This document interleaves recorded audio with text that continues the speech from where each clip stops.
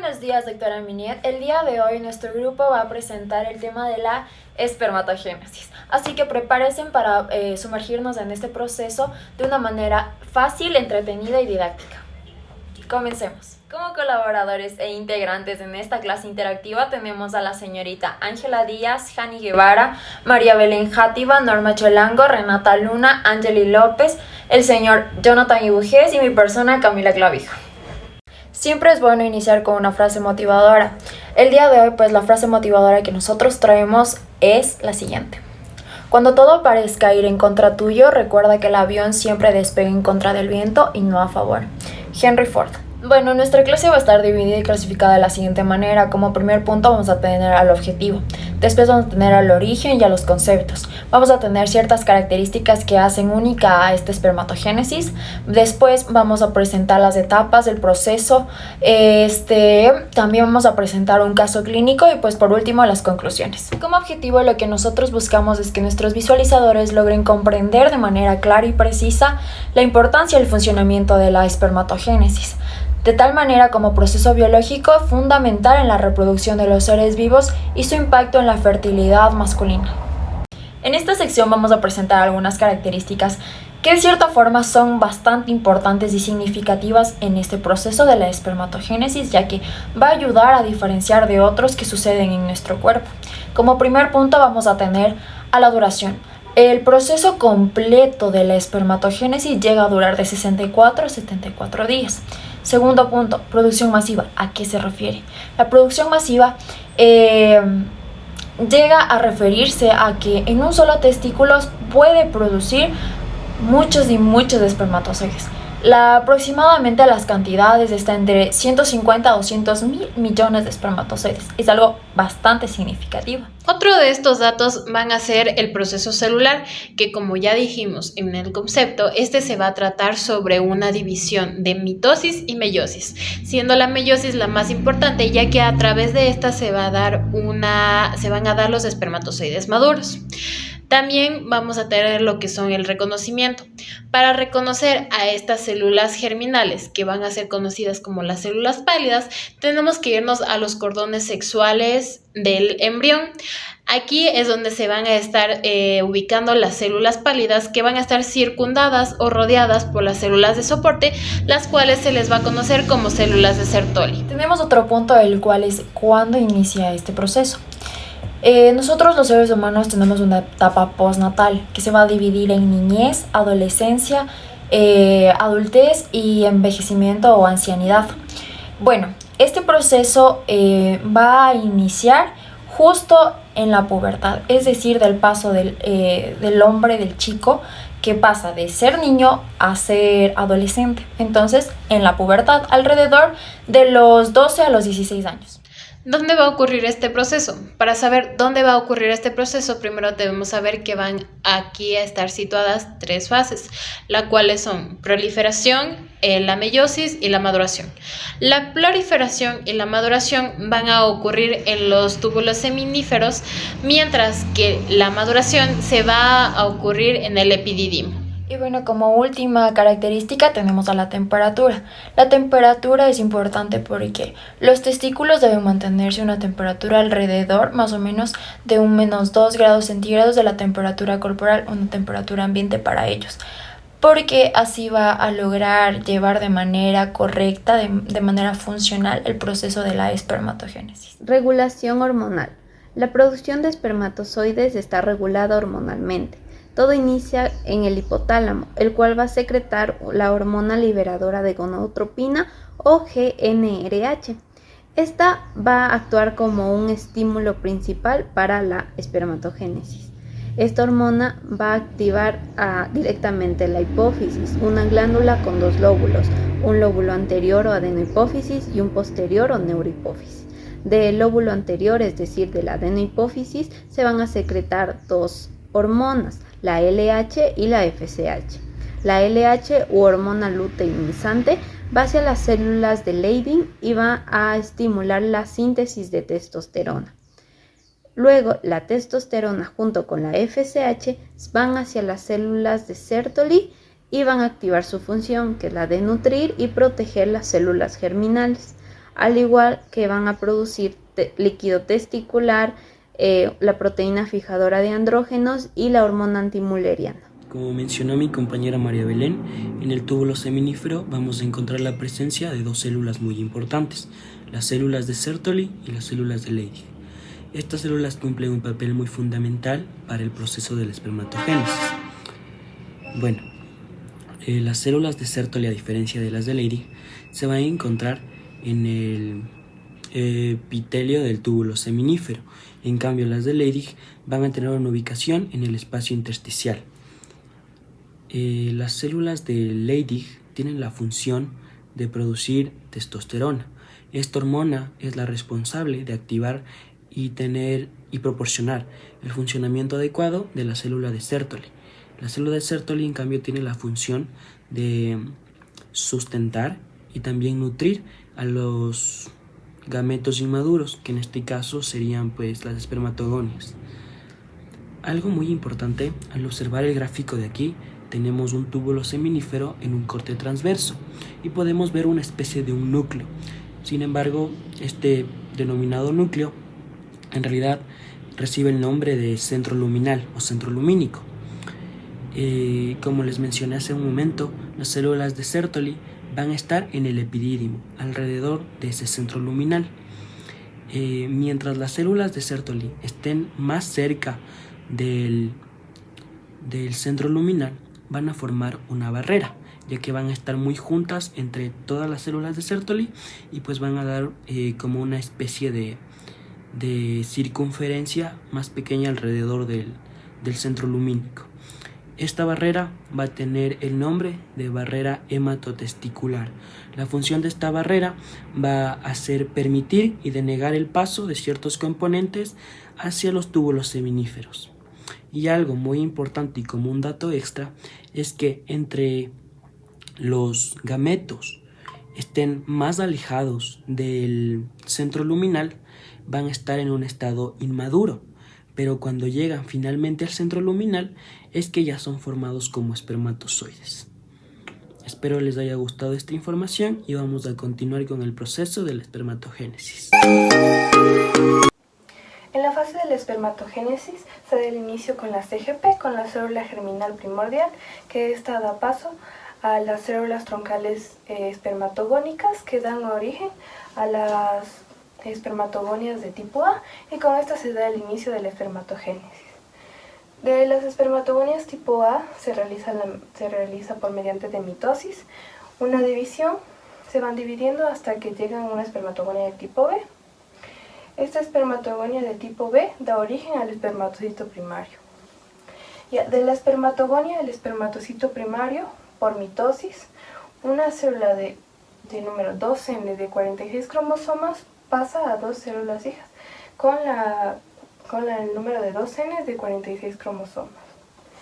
Y de los espermatocitos primarios a los espermatocitos secundarios, por meiosis 1, los 46 cromosomas se dividen a la mitad y se hacen los 23 cromosomas, una célula haploide. De los espermatocitos secundarios a las espermátidas se realiza una meiosis 2, que de la célula haploide salen 4 células haploides con 23 cromosomas. Y de las espermátidas a los espermatozoides salen 4 espermatozoides con la mitad de 23 cromosomas, una célula haploide. Esto mediante la diferenciación. Un dato de la espermatogénesis que sale desde la espermatogonia a las espermátides, se realiza un proceso de citocinesis incompleta que las mantiene unidas por puentes citoplasmáticos hasta que en la espermiogénesis los espermatozoides se liberen de su cuerpo residual. Como resultado de la espermatogénesis tenemos que de una célula de una espermatogonia de 46 cromosomas salen 4 espermatozoides con la mitad con 23 cromosomas para que cuando los gametos se junten, estos completen el material genético de los 46 cromosomas. La espermiogénesis es el proceso de maduración de las espermátidas, resultado de la espermatogénesis a espermatozoides. Un punto importante es que las espermátidas son células esféricas. En cambio, un espermatozoide es una célula especializada que consta de 3 partes. La cabeza, que incluye el acrosoma y núcleo, el cuello, que es un estrechamiento de la célula, la cola, que consta de 3 piezas, pieza intermedia, pieza principal y pieza terminal. Entonces empezamos con las espermátidas, que como ya mencioné, son células esféricas, que podemos eh, constatar algunos organelos importantes, por ejemplo, el núcleo, el aparato de Golgi, las mitocondrias, el centriolo y además el retículo endoplásmico rugoso. El aparato de Golgi, como ya sabemos, es el encargado de empaquetar proteínas. Un tipo de proteínas son las enzimas. Entonces, este aparato de Golgi va a tener 2 tipos de enzimas, como la hialuronidasa y el acrosima, que van a formar parte del acrosoma. Estas enzimas van a servir en lo que es la fecundación al destruir la membrana del ovocito. También tenemos el núcleo, que va a ir aumentando de tamaño debido a que se condensa. Las mitocondrias, que van a formar parte de la pieza intermedia de la cola, se ubican debajo de lo que es el cuello. Los centriolos, que ayuda a la formación del flagelo, con ayuda igualmente de lo que es el retículo endoplásmico rugoso, debido a que el retículo endoplásmico rugoso va a dar proteínas estructurales para el flagelo. Y de un 100% del citoplasma, en la célula ya especializada, que es el espermatozoide, solo queda el 25% del citoplasma, el resto es un residuo. ¿Sabías que la eyaculación humana solo el 50% nada en la dirección correcta? El resto lo hace en círculos sin ningún sentido, a muy baja movilidad o no presenta movilidad. Bueno, en esta sección lo que vamos a hacer es ver qué factores van a influir tanto de forma externa como interna en la calidad y la producción del espermatozoide. Como visión general vamos a tener que es importante y siempre hemos escuchado que es bueno cuidar de nosotros mismos en todos los sentidos. Y este proceso pues no es la excepción. Este proceso también necesita cuidado de ustedes pues chicos para que se lleve a cabo de la forma correcta. Hay muchos factores pues que no permiten esto y uno de ellos es el consumo de tabaco, porque el consumo de tabaco lo que va a provocar es la disminución de producción del espermatozoide y además su movilidad. Tenemos como segundo punto el alcohol, el consumo excesivo de alcohol. También es malo, es pésimo. ¿Por qué? Porque este va a alterar la producción de testosterona y a su vez va a producir de manera negativa que este proceso de la espermatogénesis se altere. El estrés siempre lo hemos escuchado y muchas de las personas pues lo sufren y hay gente que no lo puede controlar. Este estrés lo único que hace es igual generar desequilibrio hormonal. Al generar desequilibrio hormonal pues desnivela este proceso de espermatogénesis. También es importante la alimentación, es decir, que si una persona llega a consumir muchas grasas saturadas, no hace ejercicio, pues va a tener riesgos de sufrir otras enfermedades, las cuales también van a afectar a este proceso de la espermatogénesis, tanto en calidad del espermatozoide, en la producción, en su movilidad, entre otros. Ahora vamos a ver a nivel médico cómo es que estos factores pues pueden influir. Cuáles pueden llegar a afectar el proceso de la espermatogénesis, como también a la calidad del esperma. Vamos a tener, por ejemplo, el varicole, la cual va a ser una condición en la cual va a haber una dilatación de las venas de los cordones seminarios, los cuales van a hacer que la temperatura testicular aumente, haciendo que la calidad del esperma se vea afectada. También vamos a tener lo que van a ser el desequilibrio de las hormonas, que en el caso de que la testosterona sea baja, el proceso de la espermatogénesis no se puede llevar a cabo. También vamos a tener algunas otras enfermedades, como lo van a ser la diabetes, la hipertensión y algunas enfermedades autoinmunes, las cuales también pueden llegar a afectar este proceso de la espermatogénesis. Y no hay que olvidarse que en nuestro medio existen puntos negativos que de igual manera afectan en este proceso. Por ejemplo, la radiación. La exposición a radiaciones ionizantes, como las utilizadas en tratamientos contra el cáncer, puede dañar el ADN de los espermatozoides. La contaminación.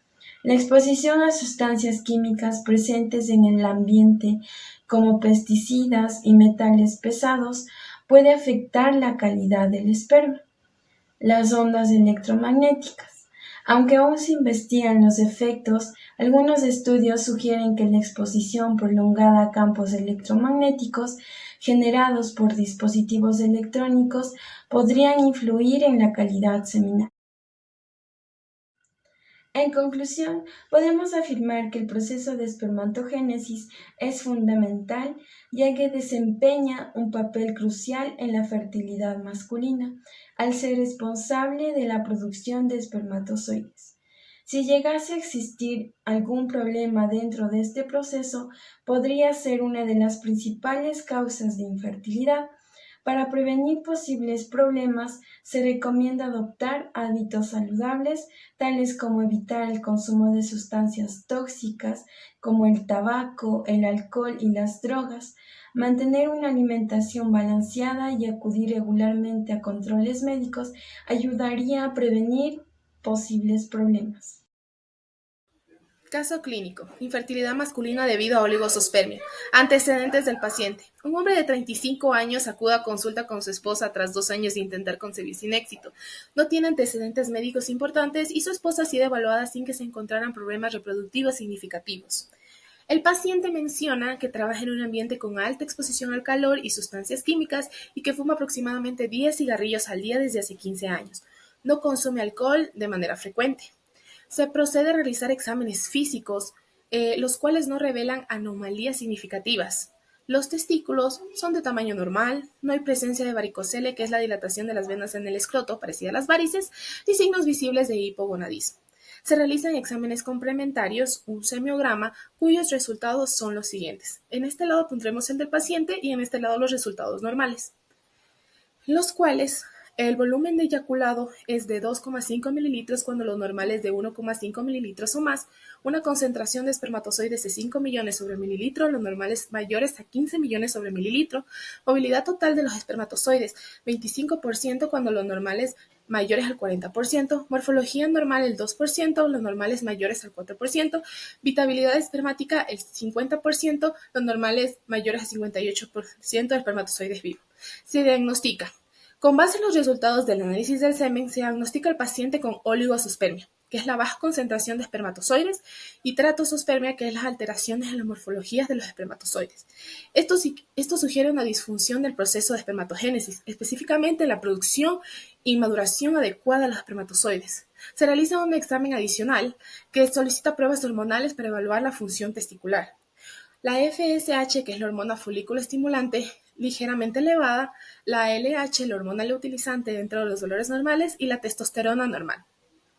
La elevación de la FSH sugiere un daño testicular primario o una alteración en la producción de los espermatozoides en los túbulos seminíferos. La oligospermia y la teratospermia observadas en el paciente pueden estar relacionadas con los factores externos que afectan la espermatogénesis, como la exposición al calor y sustancias químicas del ambiente laboral del paciente, que puede causar un daño testicular y alterar la producción de los espermatozoides. Su hábito de fumar, que ha sido asociado con las alteraciones en la calidad seminal, incluyendo la reproducción y la concentración, motilidad y morfología espermática. El proceso de espermatogénesis implica una serie de divisiones celulares y maduraciones cruciales en los testículos, y factores como el calor y el tabaquismo pueden inferir en las diferentes fases de los espermatogonios, hasta los espermatozoides maduros. En este caso, las alteraciones parecen haber ocurrido en la fase de maduración, afectando la morfología y movilidad de los espermatozoides. Se realiza un tratamiento. El tratamiento incluye recomendaciones para mejorar los factores modificables. El primero, que es el tabaquismo. El 2, modificar el ambiente laboral evitando exposición prolongada al calor y excesivos y productos químicos tóxicos. 3, suplementación de antioxidantes como la vitamina C y la vitamina E. 4, seguimiento con un especialista en fertilidad que podría incluir técnicas de reproducción asistida como la inseminación intrauterina o la fertilización in vitro. Gracias.